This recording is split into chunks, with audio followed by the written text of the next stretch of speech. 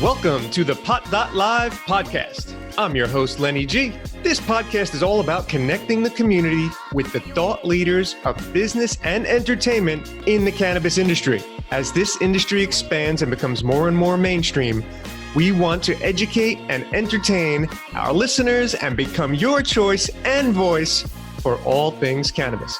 Thanks for joining us and enjoy the show. Are you ready to be a VIP? Well, Culture Club is ready to bring you thousands of dollars in exclusive deals with the touch of a finger.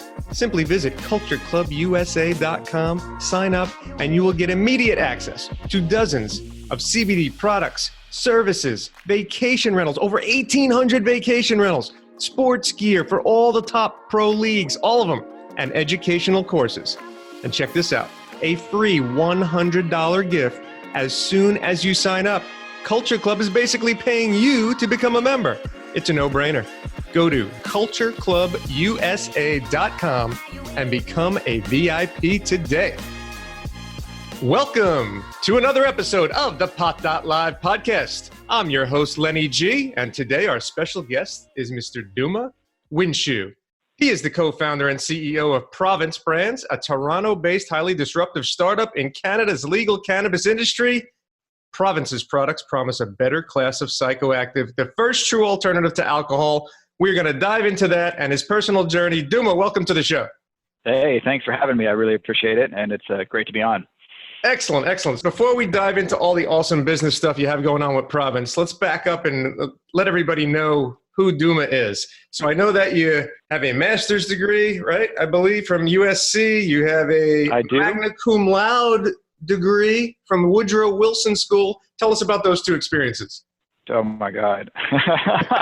Well, I would say for anyone out there listening who might still be going through college, you know, my best advice is to have fun. I went to Princeton for undergraduate and I got my bachelor's at the Woodrow Wilson School at Princeton, and it was a lot of work, and I spent way too much time studying and not enough time playing and making, you know, the friends you make in college are way more important than the things you learn, although I hope I learned a few things along the way. And, you know, in some ways that experience at Princeton, you know, was really key to what led me to form Province Brands of Canada, because, you know, we would at Princeton, we sort of, you know, we had the school had a reputation for partying hard and drinking a lot, and pretty much every Thursday and Saturday night, you know, some of the smartest people on the planet would basically obliterate themselves, you know, drink themselves into oblivion. And that's what we did. You know, it was sort of a binge drinking culture, at least in those days at that university. And it was great. It was fun. We did make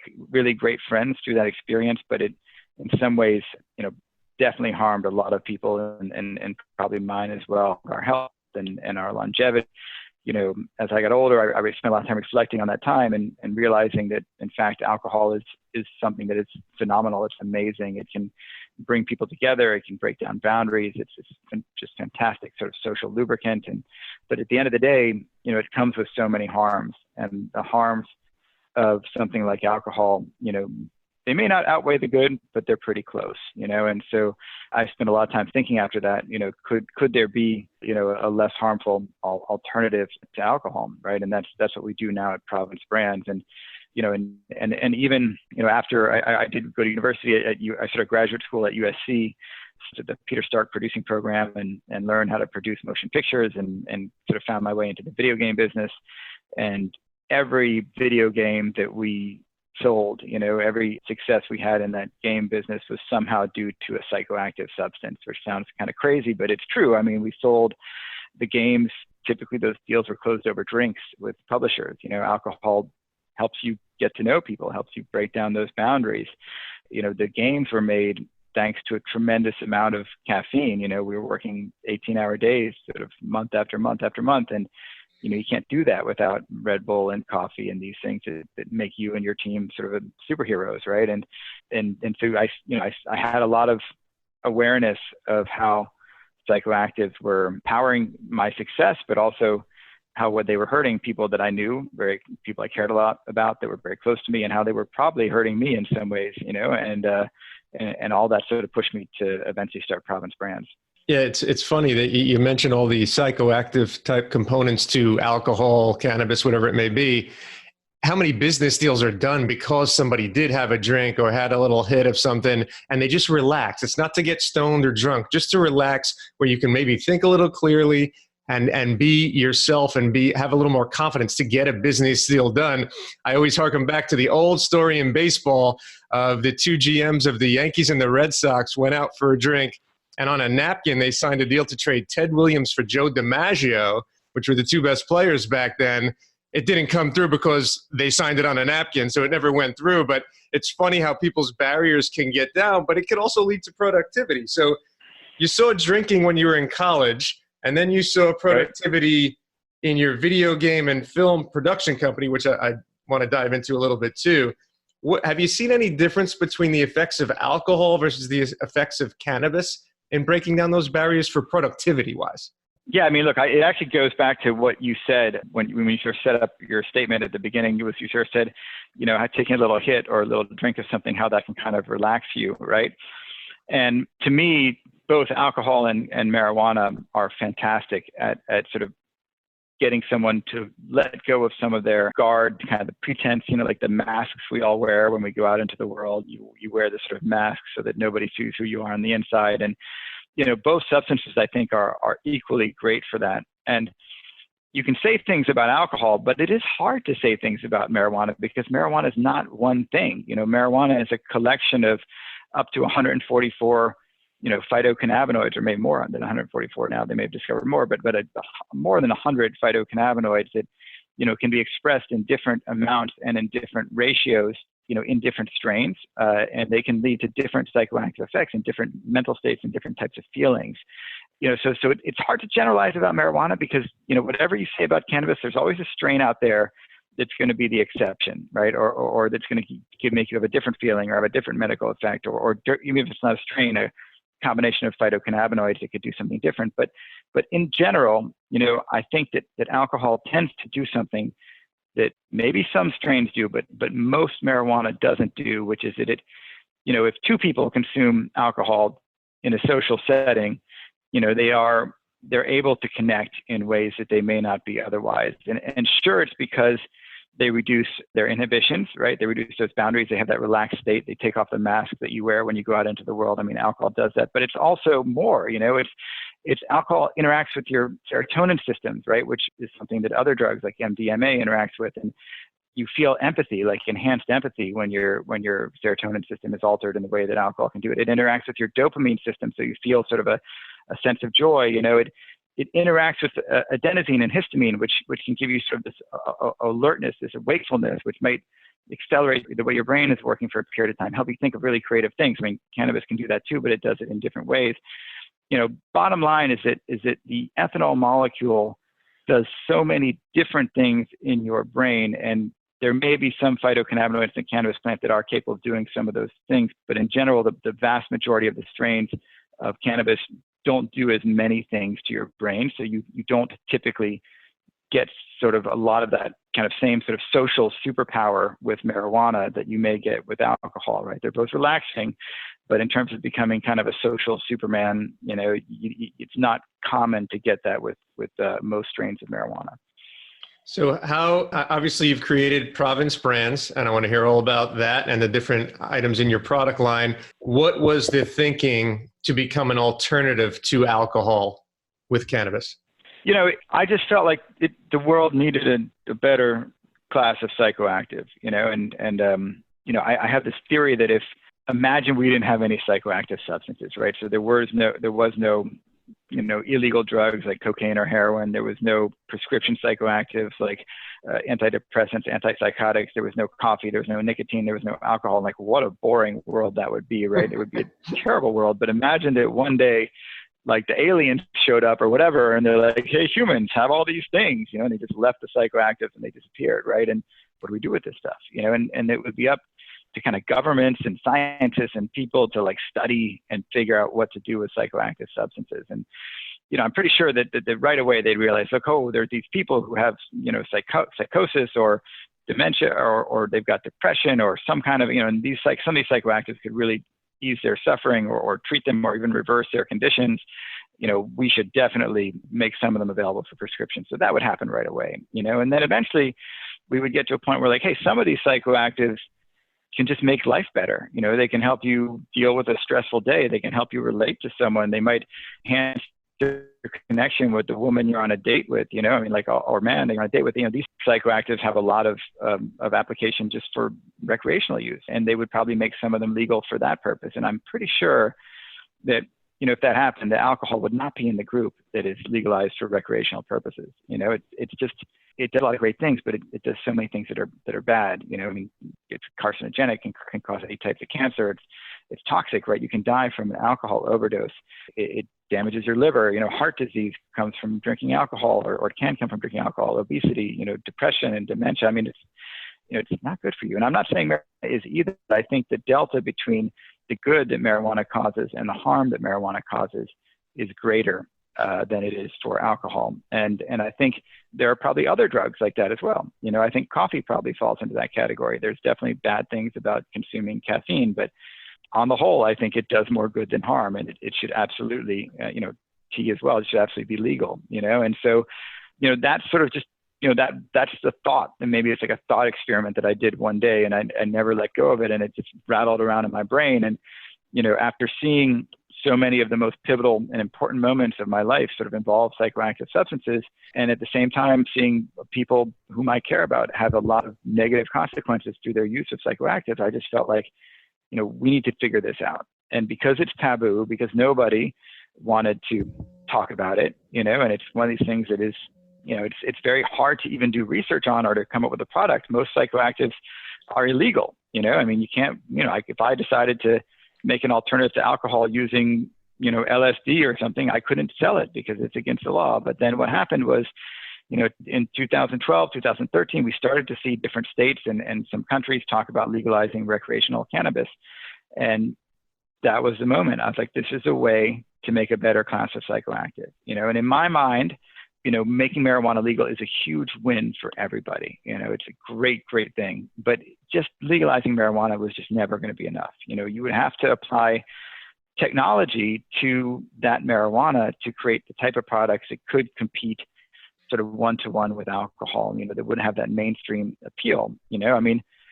It's just so inconvenient for people to step outside to smoke, for example, or most places don't let you vaporize inside. So to step outside and vaporize, right? That's a major inconvenience for people. So, it takes technology to create a world-class beverage out of cannabis. And, when you do that, you realize that beverage is going to take a long time to hit you. It's going to take a long time to leave your system, right? It takes technology to figure out ways to solve those problems, and then there's the sensation, is the sensation caused by that beverage truly optimal? It takes technology to make something that's going to have this mass market commercial appeal and something that's predictable, reliable, consistent every time, so, and that was sort of my objective, right? And I recognize that, there's going to be a lot of people who don't care for that side of a product, who don't think they need an alternative to alcohol. They love to drink, and good for them. And there's going to be a lot of people out there who just love marijuana, and they love how variable it is, and they love that every time you go to the store you may have a different sensation, and they love that exploration, and that's good for them too, right? But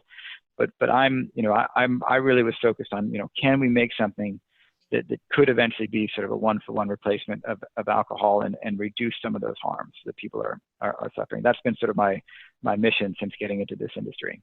With Province Brands, you have what type of product line? Is it a beer replacement? Tell everybody a little bit about the exact product so they understand. Oh yeah, look, we're a mission-driven company, right? And so it's pretty clear what our mission is now. It's to create a less harmful alternative to alcohol, and to go about that, we realized we had to solve some really big problems, And so the first problem we had to solve was this, I call it authenticity. The fact that you can become an expert in red wine, you can know what was a great vintage and, what types of grapes are grown where. That process is something that is very, very deep. You can become an expert in single malt scotch, right? And people love to talk about their scotch, or you can become an expert in craft beer. And so we wanted a product that was authentic. And we also felt that here in Canada, which I realize is very different where you are in the United States, but here in Canada, this marijuana industry has had just an abrupt change and a dramatic change that, it used to be a small batch kind of a craft industry where you would know your grower, He'd probably come by your house. He was growing small batches because he didn't want to go to prison. And now, there's a small number of what we call licensed producers or marijuana cultivators here in Canada, and they're growing this kind of, they're huge businesses, right? They have market caps in the tens of billions or billions or hundreds of millions of dollars, and they're growing this kind of soulless cannabis that just doesn't have that authenticity that consumers crave, right? So we felt, for a lot of reasons, having an authentic beverage was truly important. And, what was it going to be, right? I mean, you couldn't make a wine, because for us, authenticity meant, it should be made from cannabis and have the fewest ingredients as possible, right? Pure, natural, authentic. And so obviously you couldn't make a wine because wine has to be made from grapes. You couldn't make a bourbon. Bourbon's got to be made with corn. We wanted to minimize other ingredients. What could we make? Well, we realized we could make a beer, right? Because beer technically could be made from pretty much anything, as long as it's made using that beer process. And it doesn't even need to have hops, although most beer has hops. And so, we figured, let's do it, and let's make a beer by fermenting cannabis, right? Otherwise, most beers are made by fermenting grains. And, we went on this sort of journey. We met with some of the top master brewers from around the world, and we said, hey, can you help us? We want to brew a beer from the marijuana plant. And we were basically laughed out of the room. They're like, it's impossible, right? To make a beer, you got to start with a starch. Typically, that's a grain. Typically, it's barley. And you can mash that starch to create sugars. And then those sugars, the yeast will digest the sugars that create those great esters and flavors that we call a beer, right? And of course, we wanted to make a non-alcoholic beer, but it doesn't matter, right? To make any kind of a beer, it has to go through that fermentation process. And cannabis doesn't have any starch. It doesn't have any grains. It doesn't have any sugar. So, what are you going to ferment, right?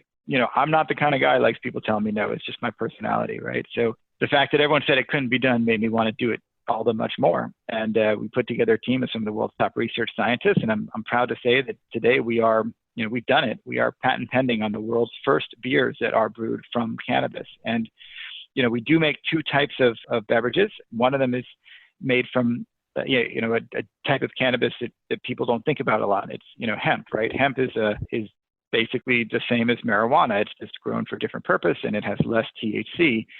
So we do make one hemp product, and that one does contain alcohol. We call it Cambridge Bay.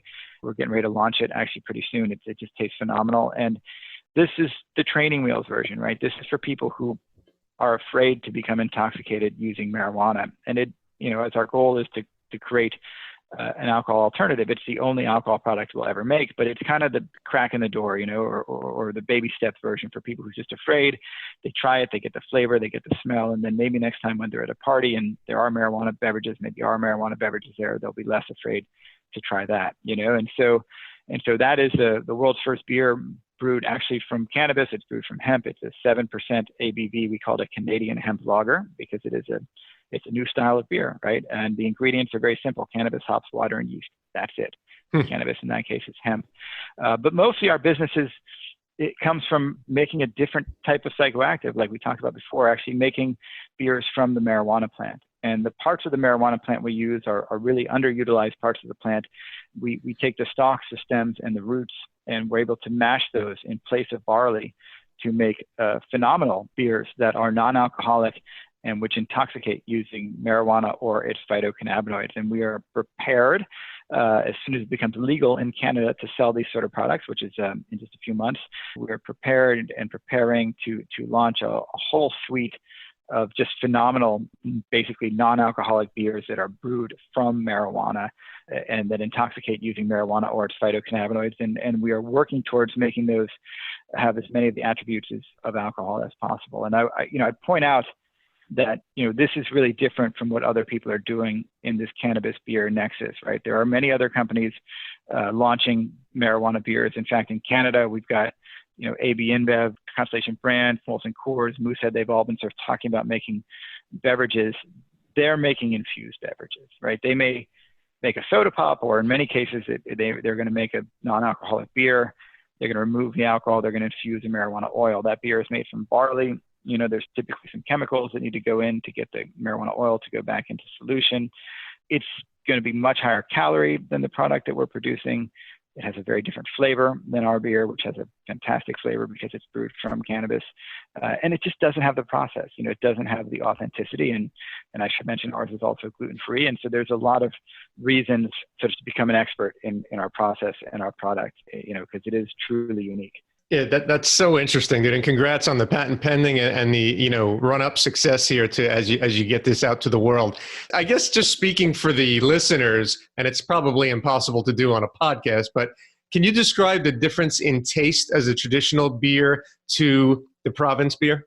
I would say you should come to Canada and try it, but I will do my best. The best is to when you think about beer, it tends to have sort of 3 levels of flavor, which sounds really weird, but go with me for a minute. So, the thing that because beers can be made of different stuff, right? You can make a beer from sorghum or millet or barley, and then there's beers that have oats in them. There's so many different things, but somehow they all taste like a beer, right? And so what makes it taste like a beer, no matter whether it's made from sorghum or millet or oats or whatever, barley, it's esters, these sort of unique esters that are created when the yeast digest that sugar, right? And it doesn't really matter where the sugar comes from. The yeast, because their specialized yeast have been used for brewing for millennia, these specialized yeast create these kind of flavors that our brain just associates with the beer, right? When you take a beer battered chicken, fried chicken, which I'm a vegetarian, I don't eat that stuff, but if someone eats that, what they're having is they're getting those esters, they're coming through into the batter and they're tasting the beer, even though there's no alcohol in that product, right? And so that unique flavor that we call beer primarily comes from a byproduct of the yeast, right? And then the secondary of the fermentation process, it's caused by the yeast. The secondary flavor in most beers, like 99.9% of all the beer in the world contains hops. Hops has a very strong flavor, and so that secondary flavor is hops. And then the tertiary flavor is kind of a bread-like flavor that you get usually from the barley, right? And we don't have that third flavor, right? We don't have any barley in our beer.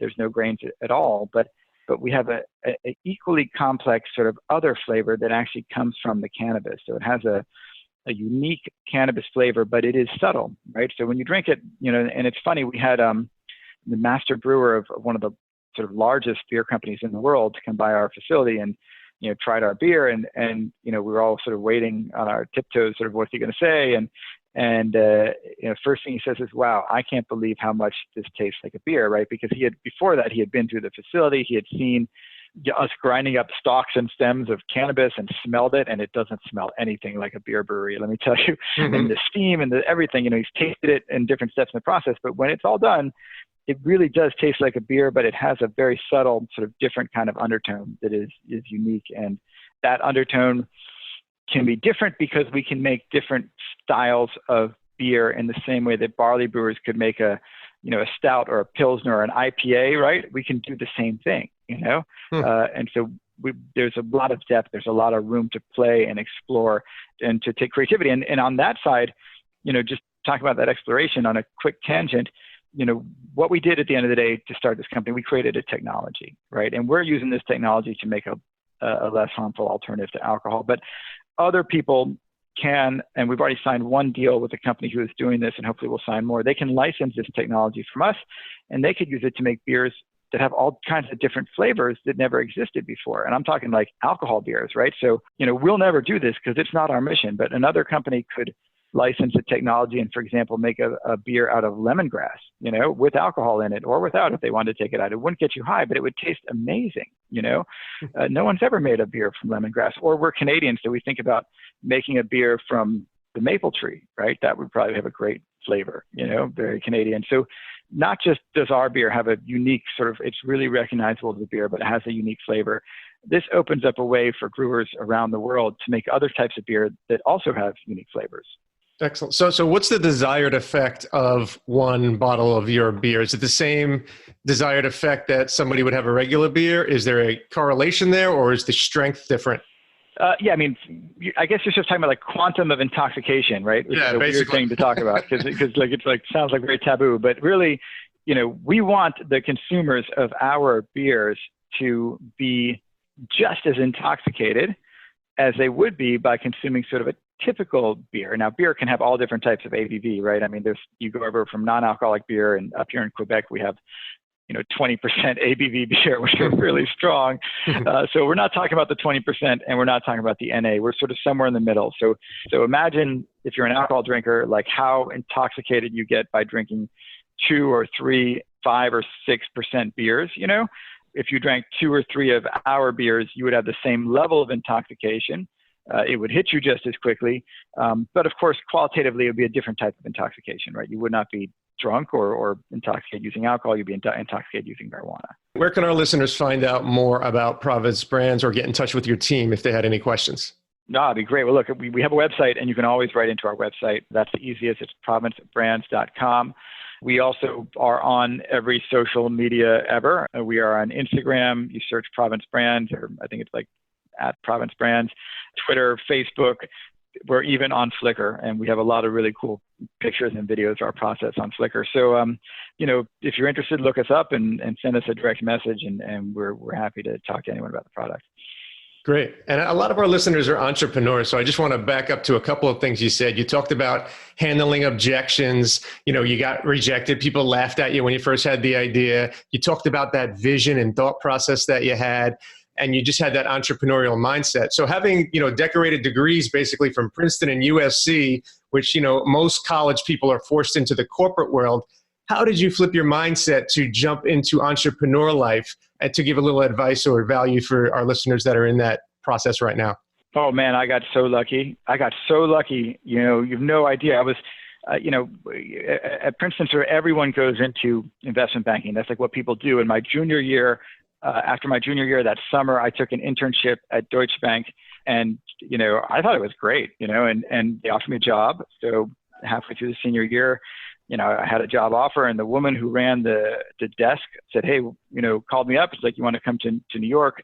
We can have lunch." And I was like, awesome. And I called my parents and I called all my friends, and I was like, I'm going to negotiate my job offer. I'm going to get a better deal, like a better salary, I was super excited to do that. I show up at lunch and she says to me, "Listen, you did a good job. Like, we liked having you on our team.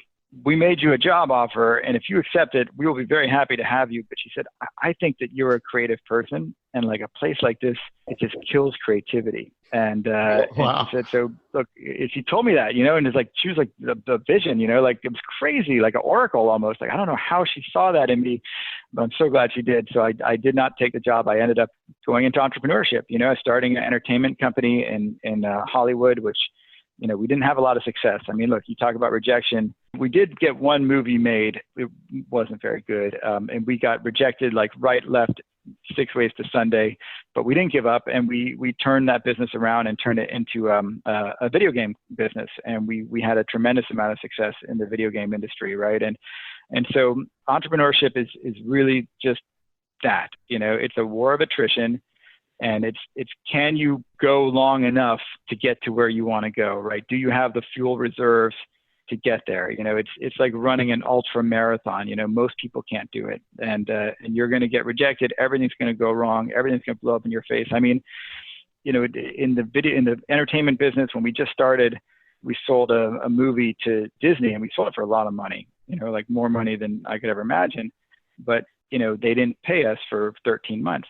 And I didn't have any money, right? So I was, I had nothing, like totally broke and no way to have income. And like, I could have just got a job and just, given up, but like, I didn't want to give up on the vision, right? So I worked nights and weekends. I did telemarketing. Like, it's super embarrassing to say I did telemarketing, but I did, and in some ways, like, that helped me a lot with being an entrepreneur, because I didn't want to get a real job, and the fake job that I took, the sort of telemarketing job, it was about rejection. Every time I would call someone, most times they would hang up on my face, and like, you got really numb to being rejected. And so, this business that we started here at Providence Brands, it was, everything was been stacked against us from day one. I mean, we started a company in Canada in 2016 to make beverages for the cannabis industry when they were not legal, and there was no roadmap to beverages being legal. And marijuana had been legal for medical purposes since 2001. And what people would say in meetings when we'd walk in, it's like, listen, we've had 15 years to allow marijuana beverages in Canada, and we didn't do it in 15 years. What makes you think we're going to do it anytime soon, right? And I heard that so many times, but you just keep going, and if you just keep going, you figure it out. And if you need to pivot, like we did in the filmed entertainment to video game space, if you need to pivot, sometimes you have to pivot. I just sort of feel like if you let them, they won't let you. So you can't let them not let you. You just have to go for it and put everything on hold. Like eat lots of ramen, work nights and weekends. It's true. Be a waiter at a restaurant, like whatever it takes to make it happen. Like just get it done. Yeah, that's a great story, man. Thanks for sharing all that. That's very impressive. So before we finish up, give everybody, what's one thing that excites you and one thing that concerns you about the cannabis industry in general? I mean, I think what excites me is this transition we're seeing. It used to be an industry about growing marijuana, and it's not anymore, right? Those stocks are getting pummeled, but it's becoming an industry about technology and about brands. And I think when you apply technology to the cannabis plant, there's so much you can do. And I mean, we're doing something cool, but I'm so excited to see what other people can do using technology. And I'm not talking about like, GMO and all this bad technology. I'm talking about really amazing, creative ways to make better products, make reliable products, make predictable products, create different effects, solve different, treat different diseases. Like there's so much room to play with in this space. And I'm finally glad that people are moving away from this idea that this is all about growing weed and realizing that there's so much more here. That excites me. And the thing that I worry about, some of the bad actors, like this is an industry that, I think it's more prevalent in the United States than up here in Canada, but there's a lot of people who got into this industry trying to make a quick buck, or people who were in the industry when it was illegal.